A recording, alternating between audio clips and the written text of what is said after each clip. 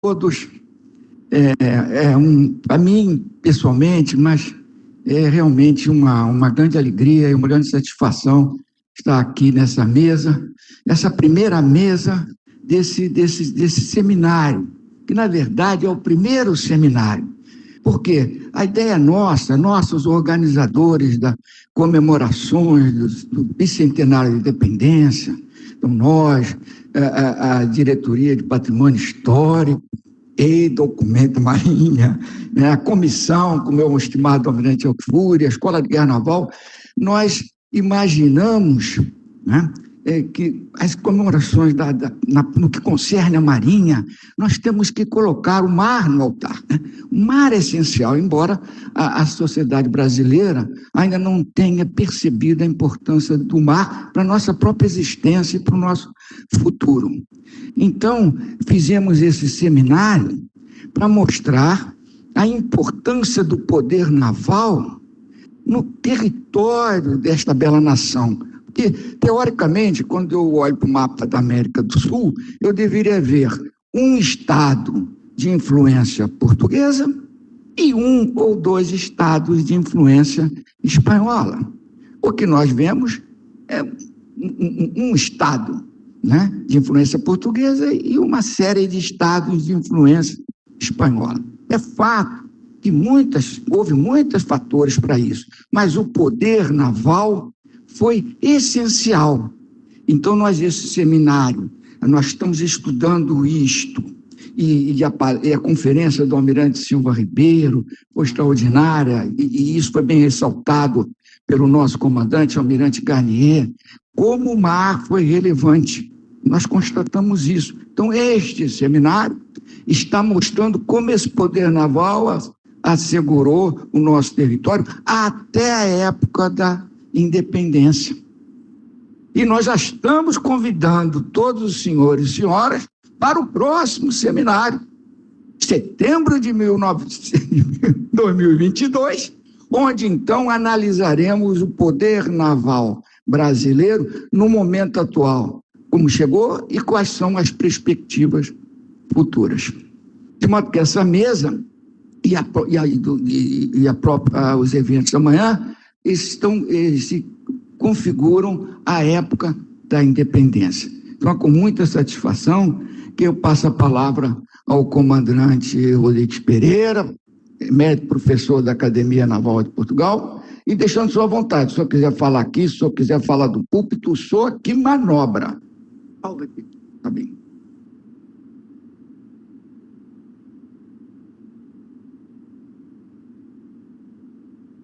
Excelentíssimo Sr. Dr. Luís Faro Ramos, embaixador de Portugal no Brasil, Excelentíssimo Sr. Almirante Esquadra Silva Rodrigues, chefe de Estado-Maior da Armada, nos assiste virtualmente, Excelentíssimo Sr. Almirante Esquadra Alípio, comandante das Operações Navais, Excelentíssimo Sr. Almirante Esquadra Campos, secretário-geral da Marinha, Excelentíssimo Sr. Almirante Esquadra Monteiro, presidente do CEP da Marinha do Brasil, Excelentíssimo Sr. Professor Marcelo Valença, coordenador da PPGM da Escola de Guerra Naval e meu companheiro de mesa, às demais autoridades e a todos os participantes, muito bom dia.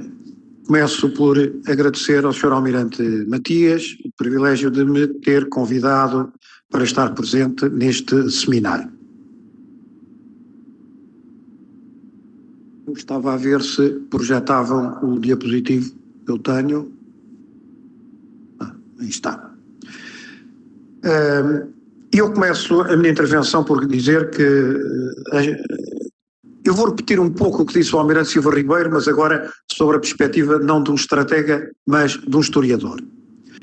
A expansão marítima portuguesa iniciou-se em 1415 com a tomada de Ceuta e que levaria Portugal em pouco mais de um século a navegar ao longo da costa africana, chegar à Índia, ao Brasil, à China e ao Japão.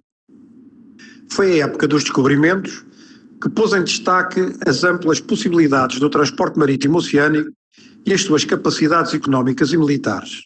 As rotas do Atlântico Sul e do Índico tornaram Portugal numa potência mundial, permitindo-lhe um domínio económico daquelas novas rotas e mercados e também a sua projeção militar nas zonas distantes que descobriram.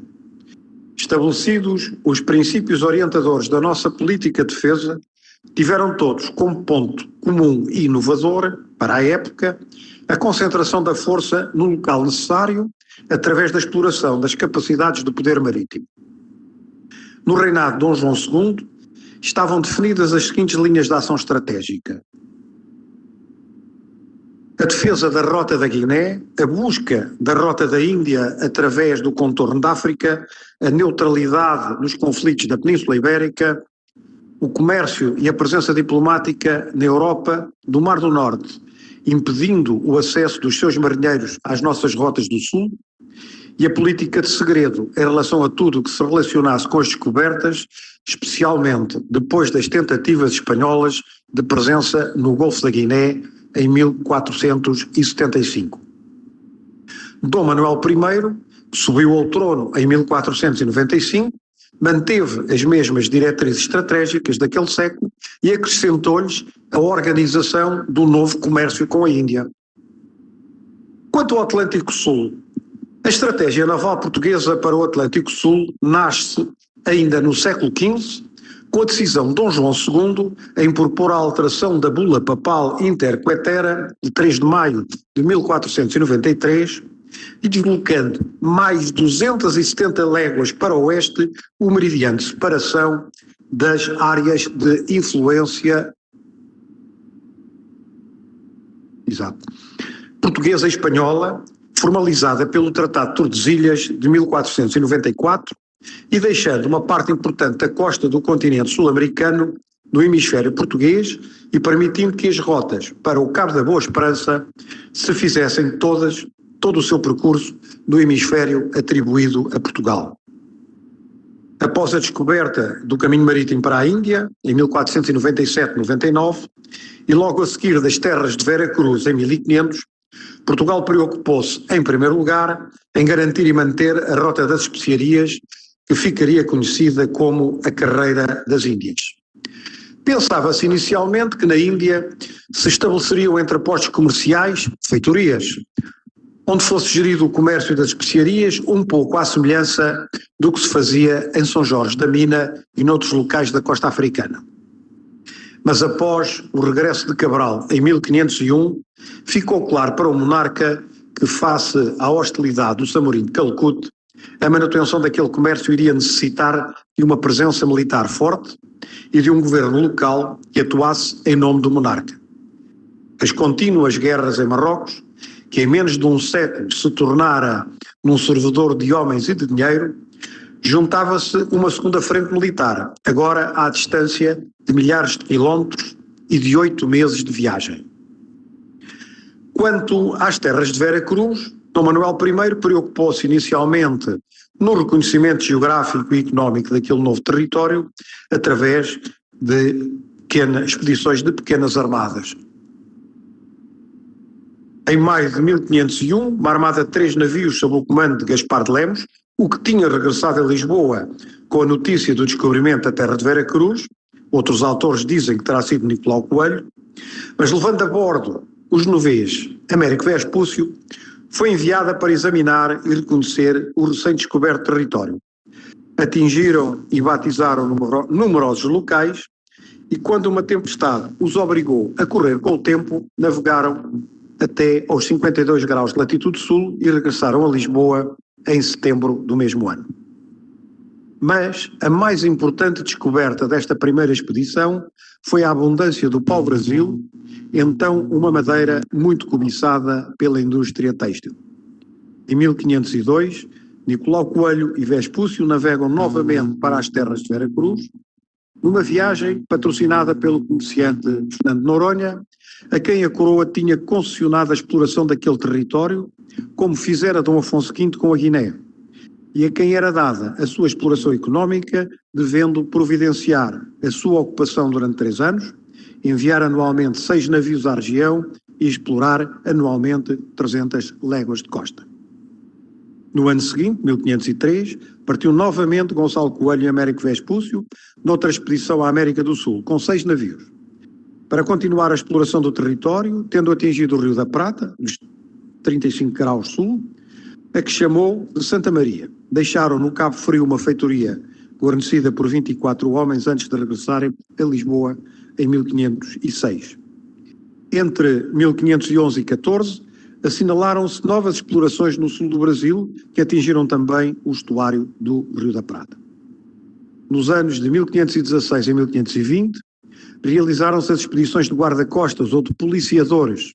Cristóvão Jacques, que comandava estas expedições, tinha por missão aprisionar ou destruir os navios franceses que retiravam para o Brasil em grandes quantidades. A presença estrangeira na América foi inicialmente a dos marinheiros franceses e ingleses que iam até à costa sul-americana em busca de pau-brasil, a norte do Cabo de Santo Agostinho. Há notícias de que no ano de 1546 partiram do Havre, em França, para o Brasil 28 navios. A crescente presença francesa obrigou Dom João III a criar uma nova estratégia para a ocupação e povoamento daquele território. A partir de 1542, Portugal contraiu a sua presença em Marrocos, abandonando algumas praças. Pretendia-se economizar despesas com a sua manutenção por terem crescido excessivamente as da Ásia e se tornar forçoso fazer muitas outras no Brasil, cuja colonização se iria iniciar. Dom João III foi forçado a assumir um novo conceito estratégico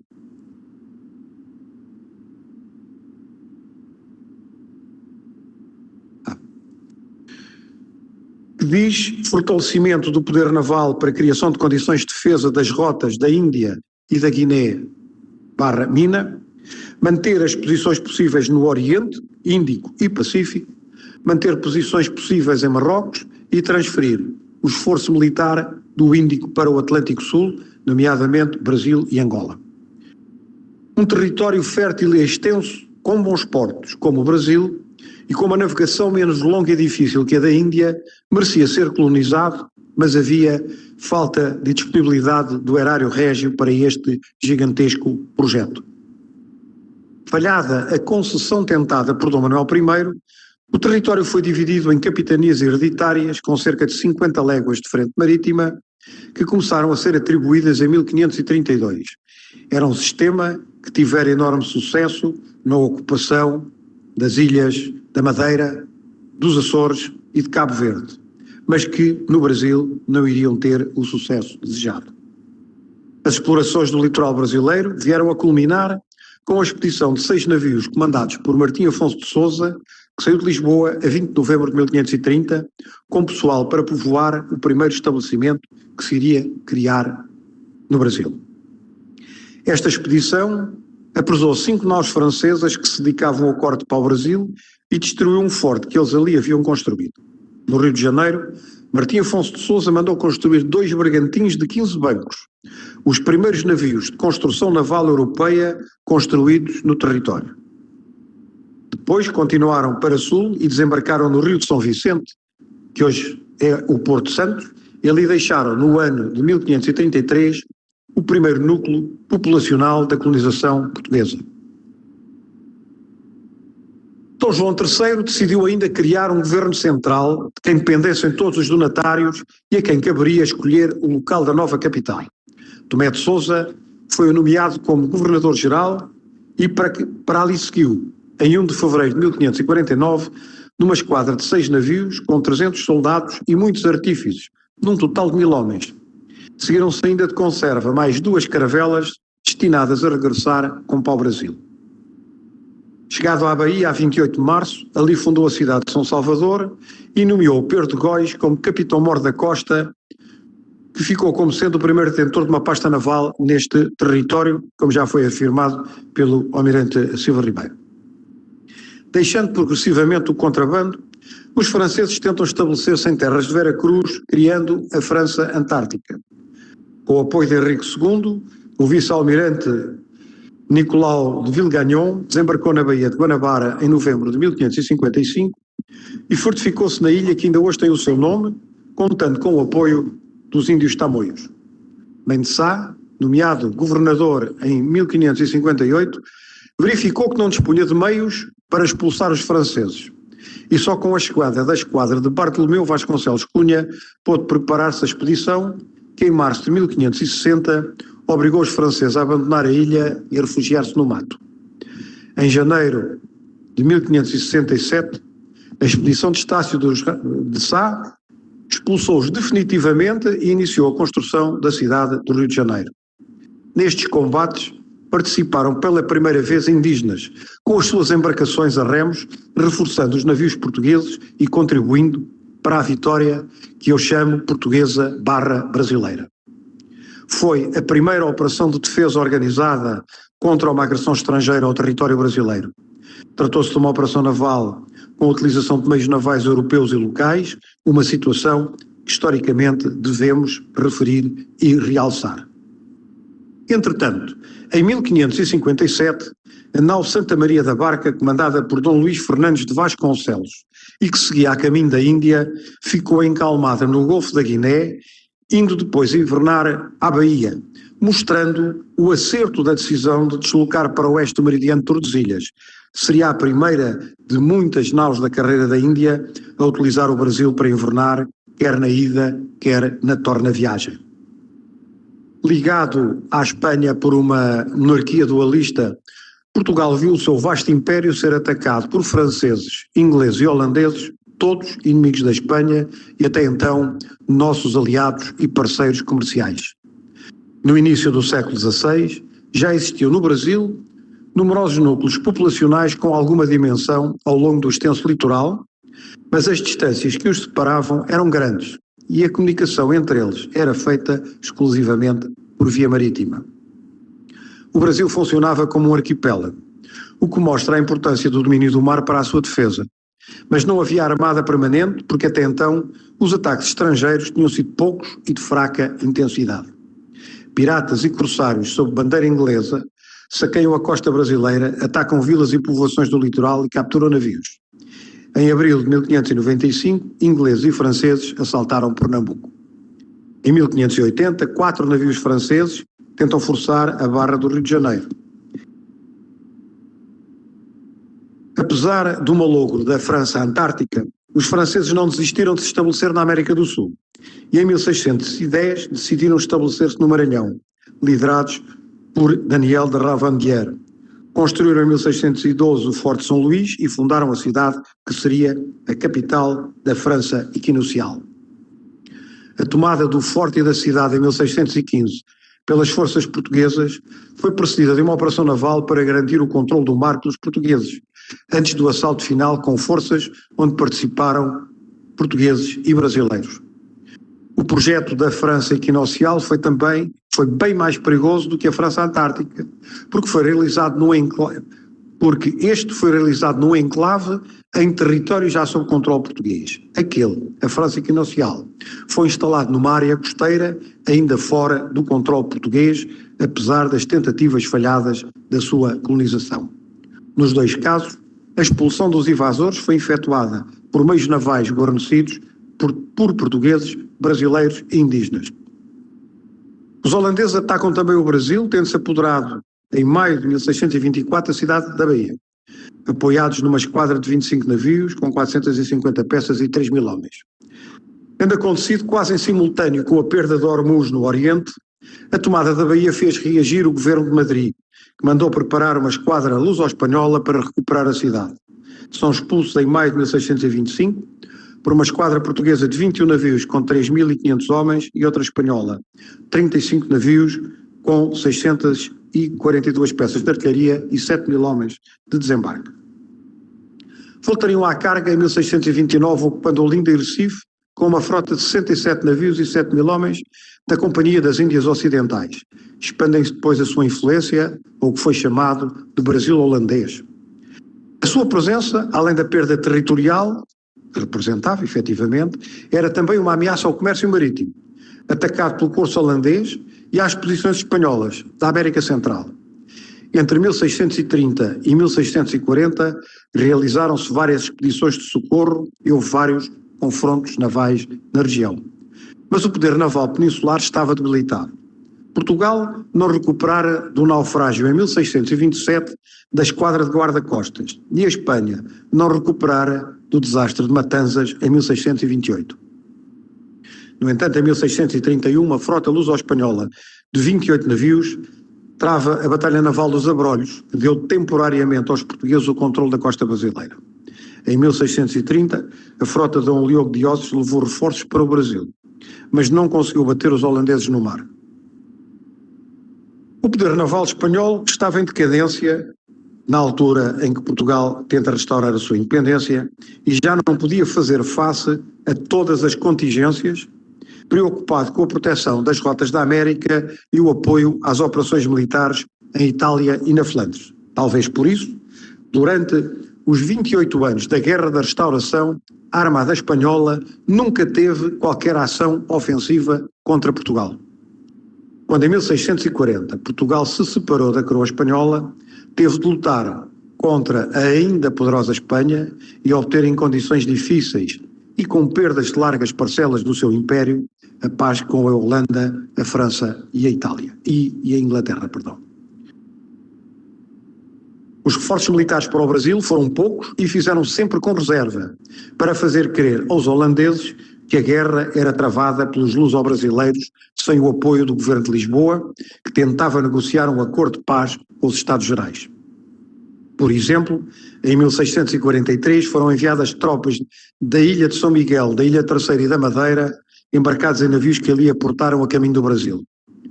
Mas aproveitando a fraqueza portuguesa que seguiu à restauração, os holandeses alargam os seus domínios até ao Maranhão e, para retirarem a capacidade económica aos portugueses, atacam Luanda em 1641. Perdia-se o acesso à mão de obra necessária ao funcionamento dos engenhos do açúcar, desde 1516, a base da economia brasileira. Só em 1647 foram enviadas as esquadras de António Teles de Menezes e Salvador Correia para tentar retirar o controle do mar aos holandeses, cujo curso provocava elevadas perdas à navegação portuguesa, como já foi anteriormente referido. Afirmava-se então no Conselho Ultramarino que sem Angola não se pode sustentar o Brasil, e menos Portugal, sem aquele Estado. Perdido o seu poder naval, Portugal continuava, apesar de tudo, a depender do mar e do tráfego marítimo. As comunicações com a Índia, o Brasil, a África e as ilhas, bem como a aquisição de material de guerra para enfrentar os espanhóis, tudo dependia das comunicações marítimas. E pela primeira vez, desde os tempos da Reconquista, Portugal vai ficar dependente do poder marítimo dos seus aliados e o país vai ficar militar e economicamente dependente do novo senhor dos mares, a Inglaterra. Mas a riqueza florestal do Brasil foi um incentivo à construção naval, fazendo surgir pequenos estaleiros. Os primeiros navios, como disse, foram construídos cerca de 1531. A Bahia foi o local onde mais se desenvolveu a construção naval, construindo-se a partir de 1650 navios de 700 ou 800 toneladas em cada ano. E em 1714 era lançado o Padre Eterno de 1000 toneladas, seguido de outros navios já da mesma dimensão. No Rio de Janeiro, criou-se em 1666 uma fábrica de fragatas na Ilha Grande. As dificuldades sentidas por Dom João IV e a imprevisibilidade da luta contra a Espanha levou o padre António Vieira a propor ao monarca que, em caso de derrota militar na península, se retirasse para o Brasil, de onde dirigiria todo o império. É a primeira visão do que vai acontecer em 1807. Em 1651, a publicação do Ato da Navegação de Cromwell abriu um conflito com a Holanda, facto que permitiu a Portugal atacar os holandeses do Brasil e onde foram expulsos definitivamente em 1654. Angola já tinha, entretanto, sido reconquistada em 1648 numa expedição organizada no Brasil para eludir a trégua que em Lisboa se negociava com os Estados Gerais. As orientações estratégicas do século XVII foram desenvolvimento do Brasil, afastamento das contendas europeias, consolidação e reforço da marinha, revitalização da economia com a procura de novos mercados e a introdução de mercadores portugueses nos circuitos internacionais. Em 1698, descobriu-se o ouro no Brasil, o que provocou o aumento da vinda de mão de obra africana e a necessidade de garantir a segurança da navegação que transportava tão valiosas cargas. Durante a Guerra de Sucessão de Espanha, de 1702 a 11, os franceses organizaram uma expedição para saquear a cidade do Rio de Janeiro. Falharam o seu objetivo porque a cidade resistiu, mas no ano seguinte, uma expedição comandada por Hugues Drouin obrigou a cidade a pagar um valioso resgate. Benguela foi também saqueada pelos franceses no mesmo período. No início do século XVIII, a presença em Angola ainda se limitava à costa, com povoações em Luanda e Benguela que continuavam como fornecedores de mão de obra para o Brasil. No reinado de Dom José I, a ação diplomática e estratégica centrou-se no prosseguimento da aliança inglesa em face dos nossos interesses no Atlântico e no Índico, a defesa e desenvolvimento do Brasil, fundamental na economia e no quadro geopolítico.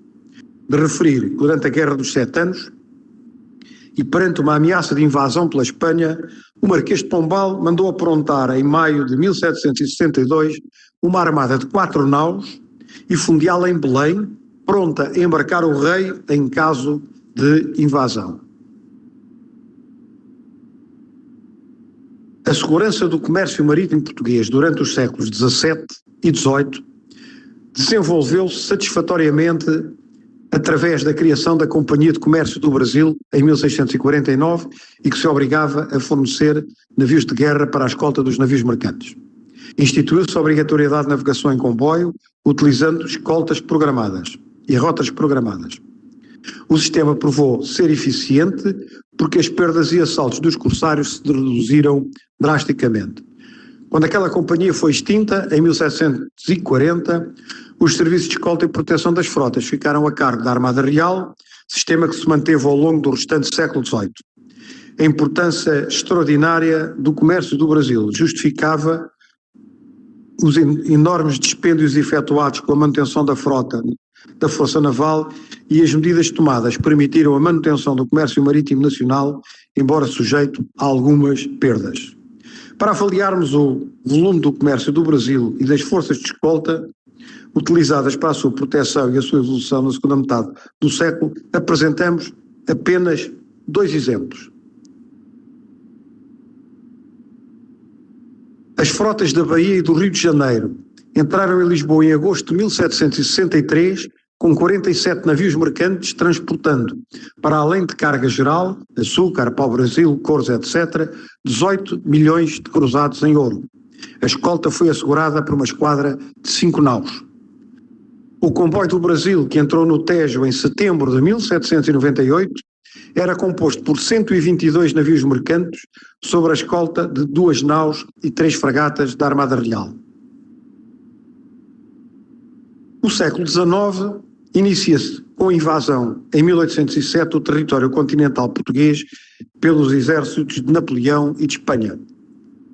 Da invasão do território nacional, da sua partilha entre franceses e espanhóis e da consequente transferência de acordo para o Brasil, nasceu a ideia da dilatação das fronteiras brasileiras a norte à custa da Guiana Francesa e a sul até ao Rio da Prata pela ocupação das colónias espanholas em redor de Montevidéu.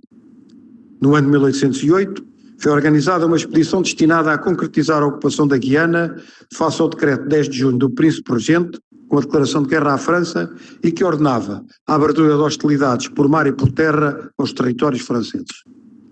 As forças reunidas compunham-se de 750 soldados com 3 canhões e um obus e 12 navios com 93 peças de artilharia. A 15 de dezembro, largaram os navios sob o comando do capitão de mar e guerra Yeo, e a 10 de janeiro era proposta ao governador francês Victor Hugues a capitulação que foi aceita em 24 horas, sob condições expressas numa convenção. O governador embarcaria para a França com todo o seu pessoal em 3 de maio.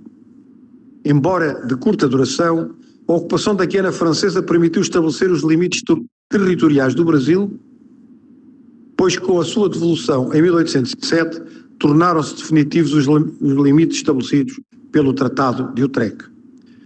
A 16 de dezembro de 1815 foram entretanto criado o Reino Unido de Portugal, Brasil e Algarve, e a 20 de março de 1816 faleceu Dona Maria I, com 82 anos, do príncipe regente o título de Dom João VI.